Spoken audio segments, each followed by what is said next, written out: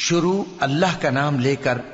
جو بڑا مہربان نہایت رحم والا ہے۔ یہ ایک سورہ ہے جس کو ہم نے نازل کیا اور اس کے احکام کو فرض کر دیا اور اس میں صاف صاف آیتیں نازل کی تاکہ تم یاد رکھو۔ بدکاری کرنے والی عورت اور بدکاری کرنے والا مرد جب ان کی بدکاری ثابت ہو جائے تو دونوں میں سے ہر ایک کو 100 درے مارو، اور اگر تم اللہ اور روز آخر پر ایمان رکھتے ہو تو اللہ کے قانون کو نافذ کرنے میں تمہیں ان پر ہرگز ترس نہ آئے، اور چاہیے کہ ان کی سزا کے وقت مسلمانوں کی ایک جماعت بھی موجود ہو۔ بدکار مرد تو بدکار یا مشرک عورت کے سوا کسی سے نکاح نہیں کرتا، اور بدکار عورت کو بھی بدکار یا مشرک مرد کے سوا اور کوئی نکاح میں نہیں لاتا، اور یہ یعنی بدکار عورت سے نکاح کرنا مومنوں پر حرام ہے۔ اور جو لوگ پرہیزگار عورتوں کو بدکاری کا عیب لگائیں اور اس پر 4 گواہ نہ لائیں تو ان کو 80 درے مارو، اور کبھی ان کی شہادت قبول نہ کرو، اور یہی بد کردار ہیں۔ ہاں، جو اس کے بعد توبہ کر لیں اور اپنی حالت سنوار لیں تو اللہ بھی بخشنے والا ہے، مہربان ہے۔ اور جو لوگ اپنی بیویوں پر بدکاری کی تہمت لگائیں اور خود ان کے سوا اور گواہ نہ ہوں تو ہر ایک کی شہادت یہ ہے کہ پہلے تو 4 بار اللہ کی قسم کھائے کہ بے شک وہ سچا ہے، اور 5ویں بار یہ کہے کہ اگر وہ جھوٹا ہو تو اس پر اللہ کی لعنت۔ اور عورت سے سزا کو یہ بات ٹال سکتی ہے کہ وہ پہلے 4 بار اللہ کی قسم کھائے کہ بے شک یہ جھوٹا ہے، اور 5ویں دفعہ یوں کہے کہ اگر یہ سچا ہو تو مجھ پر اللہ کا غضب نازل ہو۔ اور اگر تم پر اللہ کا فضل اور اس کی مہربانی نہ ہوتی تو بہت سی خرابیاں پیدا ہو جاتی۔ اور یہ کہ اللہ توبہ قبول کرنے والا ہے، حکیم ہے۔ جن لوگوں نے یہ بہتان باندھا ہے وہ تمہیں میں سے ایک جماعت ہے، اس کو اپنے حق میں برا نہ سمجھنا، بلکہ وہ تمہارے لیے اچھا ہے۔ ان میں سے جس شخص نے گناہ کا جتنا حصہ لیا اس کے لیے اتنا وبال ہے، اور جس نے ان میں سے اس بہتان کا بڑا بوجھ اٹھایا ہے اس کو بڑا عذاب ہوگا۔ جب تم نے وہ بات سنی تھی تو مومن مردوں اور عورتوں نے کیوں اپنے دلوں میں نیک گمان نہ کیا، اور کیوں نہ کہہ دیا کہ یہ کھلم کھلا بہتان ہے؟ یہ بہتان لگانے والے اپنی بات کی تصدیق کے لیے 4 گواہ کیوں نہ لائے؟ تو جب یہ گواہ نہیں لا سکے تو اللہ کے نزدیک یہی جھوٹے ہیں۔ اور اگر دنیا اور آخرت میں تم پر اللہ کا فضل اور اس کی رحمت نہ ہوتی تو جس شغل میں تم منہمک تھے اس کی وجہ سے تم پر بڑا سخت عذاب نازل ہوتا، جب تم اپنی زبانوں سے اس کا ایک دوسرے سے ذکر کرتے تھے اور اپنے منہ سے ایسی بات کہتے تھے جس کا تم کو کچھ بھی علم نہ تھا، اور تم اسے ایک ہلکی بات سمجھتے تھے،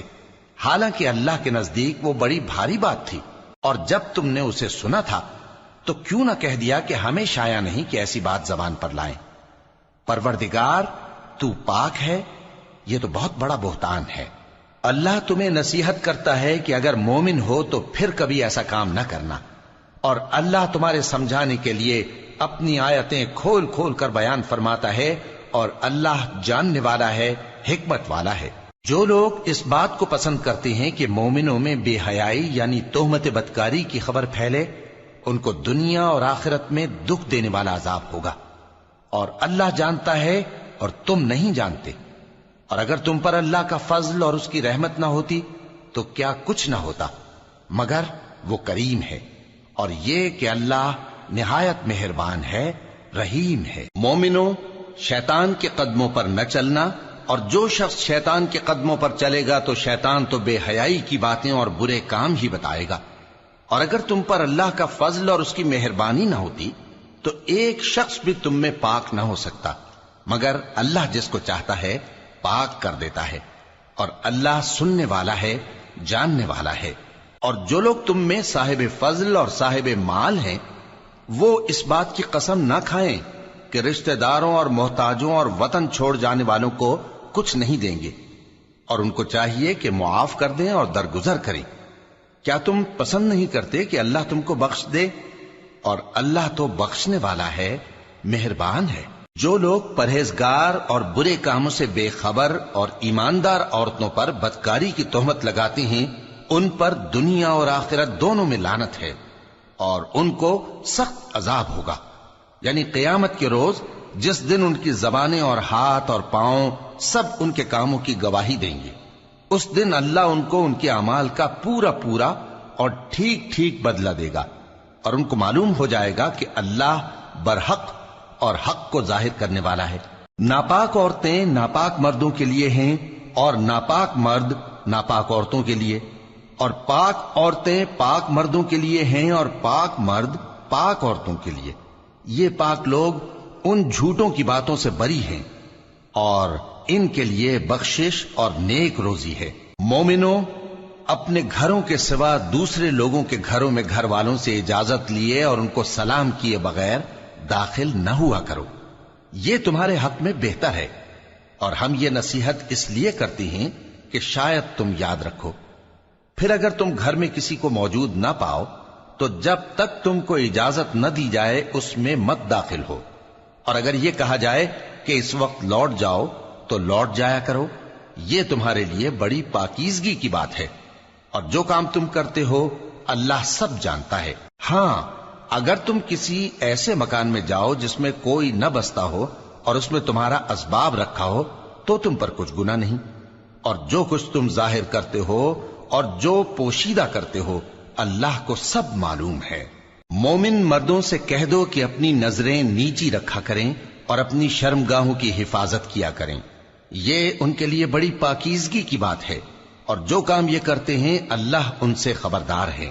اور مومن عورتوں سے کہہ دو کہ وہ بھی اپنی نگاہیں نیچی رکھا کریں اور اپنی شرمگاہوں کی حفاظت کیا کریں، اور اپنی آرائش یعنی زیور کے مقامات کو ظاہر نہ ہونے دیا کریں مگر جو اس میں سے کھلا رہتا ہو، اور اپنے سینوں پر اوڑھنیاں اوڑھے رہا کریں، اور اپنے خاوند اور باپ اور خسر اور بیٹوں اور خاوند کے بیٹوں اور بھائیوں اور بھتیجوں اور بھانجوں اور اپنی جیسی مومن عورتوں اور لونڈی غلاموں کے سوا نیز ان خدام کے جو عورتوں کی خواہش نہ رکھیں، یا ایسے لڑکوں کے جو عورتوں کے پردے کی چیزوں سے واقف نہ ہوں۔ غرض ان لوگوں کے سوا کسی پر اپنی زینت اور سنگھار کے مقامات کو ظاہر نہ ہونے دیں، اور اپنے پاؤں ایسے طور سے زمین پر نہ مارے کہ جھنکار کانوں میں پہنچے اور ان کا پوشیدہ زیور معلوم ہو جائے۔ اور مومنوں، سب اللہ کے آگے توبہ کرو تاکہ فلاح پاؤ، اور اپنی قوم کی بیوہ عورتوں کے نکاح کر دیا کرو، اور اپنے غلاموں اور لونڈیوں کے بھی جو نیک ہوں نکاح کر دیا کرو۔ اگر وہ مفلس ہوں گے تو اللہ ان کو اپنے فضل سے غنی کر دے گا، اور اللہ بہت وسعت والا ہے، سب کچھ جاننے والا ہے۔ اور جن کو بیاہ کا مقدور نہ ہو وہ پاک دامنی کو اختیار کیے رہیں یہاں تک کہ اللہ ان کو اپنے فضل سے غنی کر دے۔ اور جو غلام تم سے مکاتبت یعنی مال دے کر پروانہ آزادی کی تحریر چاہیں، اگر تم ان میں صلاحیت اور نیکی پاؤ تو ان سے مکاتبت کر لو، اور اللہ نے جو مال تم کو بخشا ہے اس میں سے ان کو بھی دو۔ اور اپنی باندیوں کو اگر وہ پاک دامن رہنا چاہیں تو دنیاوی زندگی کے فوائد حاصل کرنے کے لیے بدکاری پر مجبور نہ کرنا، اور جو ان کو مجبور کرے گا تو ان بیچاریوں کے مجبور کیے جانے کے بعد اللہ بخشنے والا ہے، مہربان ہے۔ اور ہم نے تمہاری طرف روشن آیتیں نازل کی ہیں، اور جو لوگ تم سے پہلے گزر چکے ہیں ان کی خبریں اور پرہیزگاروں کے لیے نصیحت۔ اللہ آسمانوں اور زمین کا نور ہے، اس کے نور کی مثال ایسی ہے کہ گویا ایک طاق ہے جس میں ایک چراغ ہے، اور چراغ ایک قندیل میں ہے، اور قندیل ایسی صاف شفاف ہے کہ گویا موتی کا سا چمکتا ہوا تارا ہے۔ اس میں ایک مبارک درخت کا تیل جلایا جاتا ہے یعنی زیتون کا، کہ نہ مشرق کی طرف ہے نہ مغرب کی طرف۔ ایسا معلوم ہوتا ہے کہ اس کا تیل خواہ آگ اسے نہ بھی چھوئے جلنے کو تیار ہے، بڑی روشنی پر روشنی ہو رہی ہے۔ اللہ اپنے نور سے جس کو چاہتا ہے سیدھی راہ دکھاتا ہے، اور اللہ جو مثالیں بیان فرماتا ہے تو لوگوں کے سمجھانے کے لیے، اور اللہ ہر چیز سے واقف ہے۔ وہ قندیل ان گھروں میں ہے جن کے بارے میں اللہ نے ارشاد فرمایا ہے کہ بلند کیے جائیں اور وہاں اللہ کے نام کا ذکر کیا جائے، اور ان میں صبح و شام اس کی تسبیح کرتے ہیں۔ ایسے لوگ جن کو اللہ کے ذکر اور نماز پڑھنے اور زکوٰۃ دینے سے نہ سوداگری غافل کرتی ہے نہ خرید و فروخت، وہ اس دن سے جب دل خوف اور گھبراہٹ کے سبب الٹ جائیں گے اور آنکھیں اوپر چڑھ جائیں گی ڈرتے ہیں، تاکہ اللہ ان کو ان کے اعمال کا بہت اچھا بدلہ دے اور اپنے فضل سے زیادہ بھی عطا فرمائے۔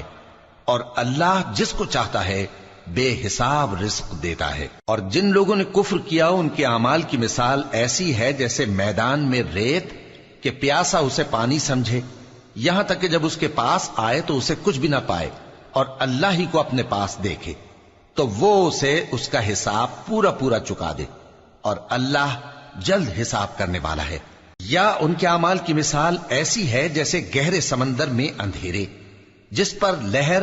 چڑھی چلی آتی ہو اور اس کے اوپر اور لہر آ رہی ہو اور اس کے اوپر بادل ہو، غرض اندھیرے ہی اندھیرے ہوں،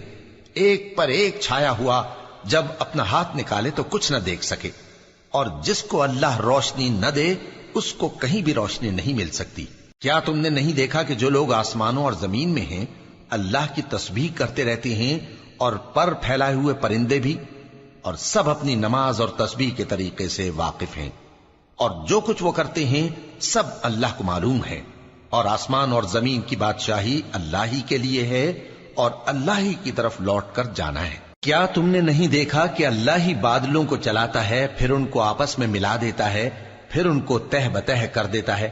پھر تم دیکھتے ہو کہ بادل سے مے نکل کر برس رہا ہے، اور آسمان میں جو اولوں کے پہاڑ ہیں ان سے اولے نازل کرتا ہے، تو جس پر چاہتا ہے اس کو برسا دیتا ہے اور جس سے چاہتا ہے ہٹا رکھتا ہے،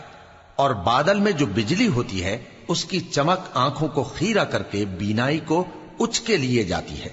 اللہ ہی رات اور دن کو بدلتا رہتا ہے، اہل بصارت کے لیے اس میں بڑی عبرت ہے۔ اور اللہ ہی نے ہر چلنے پھرنے والے جاندار کو پانی سے پیدا کیا، تو ان میں سے بعض ایسے ہیں کہ پیٹ کے بل چلتے ہیں، اور بعض ایسے ہیں جو 2 پاؤں پر چلتے ہیں، اور بعض ایسے ہیں جو 4 پاؤں پر چلتے ہیں۔ اللہ جو چاہتا ہے پیدا کرتا ہے، بے شک اللہ ہر چیز پر قادر ہے۔ ہم ہی نے روشن آیتیں نازل کی ہیں، اور اللہ جس کو چاہتا ہے سیدھے راستے کی طرف ہدایت کرتا ہے۔ اور بعض لوگ کہتے ہیں کہ ہم اللہ پر اور رسول پر ایمان لائے اور ان کا حکم مان لیا، پھر اس کے بعد ان میں سے ایک فریق پھر جاتا ہے، اور یہ لوگ صاحب ایمان ہی نہیں ہیں، اور جب ان کو اللہ اور اس کے رسول کی طرف بلایا جاتا ہے تاکہ پیغمبر ان کا قضیہ چکا دیں تو ان میں سے ایک فریق منہ پھیر لیتا ہے، اور اگر ان کو حق ملتا ہو تو اس کی طرف قبول کر کے چلے آتے ہیں۔ کیا ان کے دلوں میں بیماری ہے یا یہ شک میں ہیں،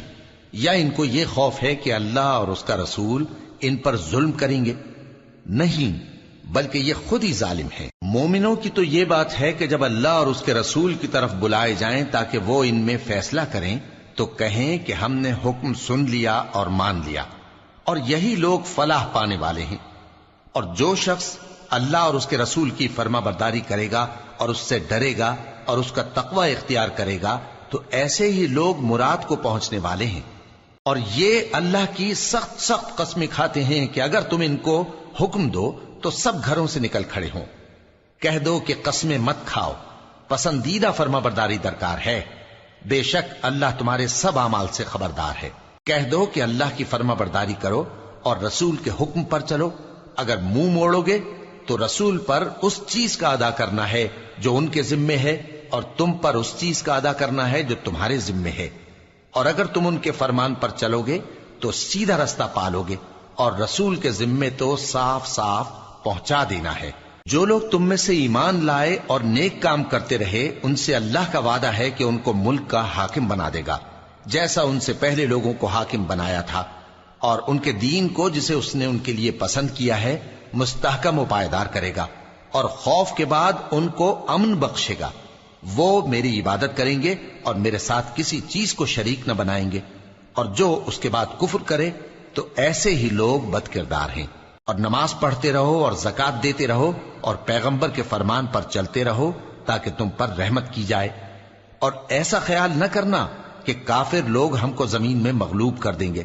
ان کا ٹھکانہ دوزخ ہے اور وہ بہت برا ٹھکانہ ہے۔ مومنوں، تمہارے باندی غلام اور جو بچے تم میں سے بلوغ کو نہیں پہنچے 3 دفعہ یعنی 3 اوقات میں تم سے اجازت لیا کریں، ایک تو نماز فجر سے پہلے، اور دوسرے گرمی کی دوپہر کو جب تم کپڑے اتار دیتے ہو، اور تیسرے عشاء کی نماز کے بعد۔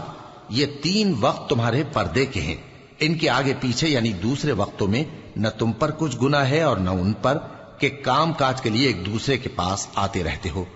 اس طرح اللہ اپنی آیتیں کھول کھول کر بیان فرماتا ہے، اور اللہ بڑا علم والا ہے، بڑا حکمت والا ہے۔ اور جب تمہارے لڑکے بالغ ہو جائیں تو ان کو بھی اسی طرح اجازت لینی چاہیے جس طرح ان سے اگلے یعنی بڑے آدمی اجازت حاصل کرتے رہے ہیں۔ اس طرح اللہ تم سے اپنی آیتیں کھول کھول کر بیان فرماتا ہے، اور اللہ جاننے والا ہے، حکمت والا ہے۔ اور بڑی عمر کی عورتیں جن کو نکاح کی توقع نہیں رہی اور وہ زائد کپڑے اتار کر سر ننگا کر لیا کریں تو ان پر کچھ گناہ نہیں، بشرطے کہ اپنی زینت کی چیزیں نہ ظاہر کریں، اور اگر اس سے بھی بچیں تو یہ ان کے حق میں بہتر ہے، اور اللہ سنتا ہے، جانتا ہے۔ نہ تو اندھے پر کچھ گناہ ہے، اور نہ لنگڑے پر، اور نہ بیمار پر، اور نہ خود تم پر کہ اپنے گھروں سے کھانا کھاؤ، یا اپنے باپ دادا کے گھروں سے، یا اپنی ماؤں کے گھروں سے، یا بھائیوں کے گھروں سے،